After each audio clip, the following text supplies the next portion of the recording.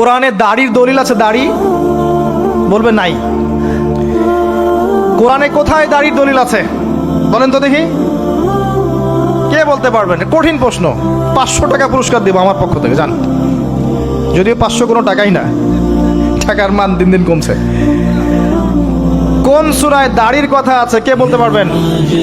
আলেম ওলামা বাদ, তারা তো পারবেন। আমরা সিভিলিয়ানদের জিজ্ঞাসা করছি, সাধারণ জনগণ কে পারবেন বলেন? কোন সূরায় দাড়ির কথা আছে? দাড়ি কোরআনে একটা জায়গায় দাড়ির কথা আছে, কে বলতে পারবেন? দেখছেন আল কোরআনের আলো ঘরে ঘরে যা আলো, তাই না? স্লোগান দিয়ে কাজ হবে না ভাই, প্রত্যেক ঘরে ঘরে কোরআনওয়ালা মানুষ তৈরি করতে হবে, তারপরে আলো অটোমেটিক ঘরে ঘরে জ্বলবে ইনশাআল্লাহ। আচ্ছা যাক, আমার টাকা বেঁচে গেল। সূরা তহায় আছে। কোথায় আছে? সূরা তহার মধ্যে আছে, একটা জায়গায় দাড়ির কথা আছে, সেটা হচ্ছে হারুন আলাইহিস সালামের দাড়ি। কার দাড়ি? হারুন আলাইহিস সালামের দাড়ি। মুসা আলাইহিস সালাম ফেরাউন থেকে যে দলবল নিয়ে পার হওয়ার পরে, বনু ইসরায়েলকে নিয়ে পার হওয়ার পরে আল্লাহ পাক তাকে 40 দিন ডেকেছেন তুর পাহাড়, মনে আছে? তুর পাহাড়ে তিনি গেছেন, এই ফাঁকে বনু ইসরায়েল শিরক করা শুরু করেছে, এই যে বাছুর পূজা শুরু করেছে, মনে আছে? পড়েন নাই কখনো? বাছুর পূজা শুরু করেছে।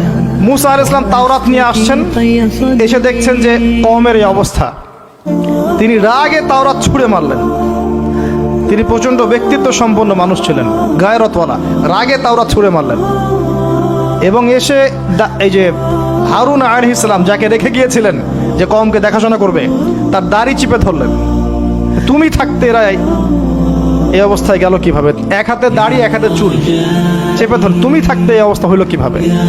সূরা তহা পড়ে দেখেন। তখন হারুন আলাইহিস সালাম বলছেন যে হে আমার ভাই, আমার দাড়ি আর চুল ধরো না, এই একটা জায়গায় আছে। তার মানে দাড়ি পাওয়া যাচ্ছে কোরআনে। কিছু মানুষ তো এখন বলে কোরআন মানি হাদিস মানি না, তাই না? ওই অজুহাত দিয়ে এখন দাড়ি রাখে না, বলে কোরআনে তো দাড়ির কথা নাই, রাখবো কেন? সুবহানাল্লাহ।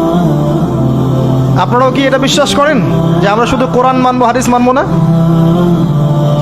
স্পষ্ট কুফরি, স্পষ্ট কুফরি। কোরআন এবং হাদিস একসাথে মিলেই শরিয়া। শুধু কোরআন মানি হাদিস মানি না এটা বলতে গিয়ে সে বোঝাচ্ছে সে আসলে কোরআনও মানে না। কোরআনে আল্লাহ বলেছেন ওয়ামা আতাকুমুর রাসূল ফাখুযুহু, রাসূল যা দিয়েছেন নিয়ে নাও, ওয়ামা নাহাকুম আনহু ফানতাহু, যা থেকে নিষেধ করেছেন দূরে থাকো। তাহলে সুন্নাহ না মানলে আপনি কিভাবে কোরআন মানবেন? কথা কি বুঝতে পারছেন?